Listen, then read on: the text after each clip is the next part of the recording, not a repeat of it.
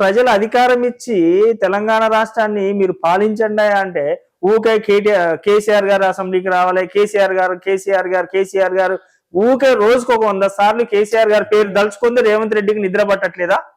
అట్లా కాదు, కేసీఆర్ గారు ఈ రాష్ట్రానికి 10 సంవత్సరాలుగా ముఖ్యమంత్రి చేసిండు. సో మేమేమంటున్నాము, డాక్టర్ బాబాసాహెబ్ అంబేద్కర్ ఏం చెప్పిండు, ప్రతిపక్షం వాళ్ళది 60% బాధ్యత ఉందని చెప్పిండు.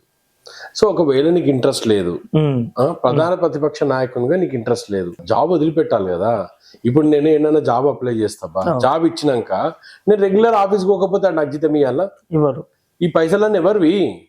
ప్రజలు. ఇప్పుడు కేసీఆర్ జీతం కట్టే పైసలు ఎవరివి? ఆయన కార్కు పెట్రోల్ పోసి ఎవరి పైసలు? నేను ఒకటే అడుగుతున్నా, నీకు నిజంగా బాధ్యత రహితంగా నువ్వు ఉన్నావు కాబట్టి నీకు ఇష్టం లేకపోతే నౌకరు వదిలిపెట్టి అంటున్నాం. మేము నౌకరు గురించి మాట్లాడుతున్నాం కానీ వేరే విషయం కాదు కదా అది.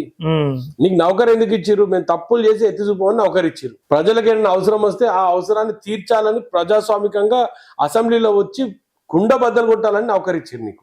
ఆ నౌకరు నీకు సరైన నౌకరు నువ్వు నిర్వహించినప్పుడు నువ్వు ఏ విధంగా ఎలిజిబుల్ అవుతున్నావు? నేను ఎక్కడైనా జాబ్ చేస్తాబా, నాకు ఉత్తరే ఇస్తారా డబ్బులు? నెలకు ఉత్తరే ఇస్తారా? సార్ ఎవరు ఎట్లా ఇస్తారు? డబ్బులు డబ్బులు ఇవ్వాలి కదా. నాకు నౌకరు చేసి ఇస్తారు. 2 రోజులు చూస్తారు, 3 రోజులు చూస్తారు, 4 రోజులు చూస్తారు, 5వ రోజు శాక్ అంటాడు. సో ఆ శాక్ అనేది ఎవరు అన్నారు? ఇక్కడ ఆల్రెడీ పబ్లిక్ అన్నారు ఆయనని.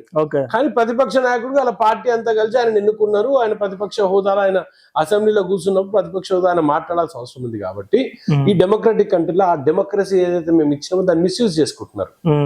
అంతే తప్ప కేసీఆర్ గారు రావాలి. ఎందుకు రావద్దు? కన్స్ట్రక్టివ్ గా క్రిటిసిజం చేయడానికి 100% ఆయన రావాలి.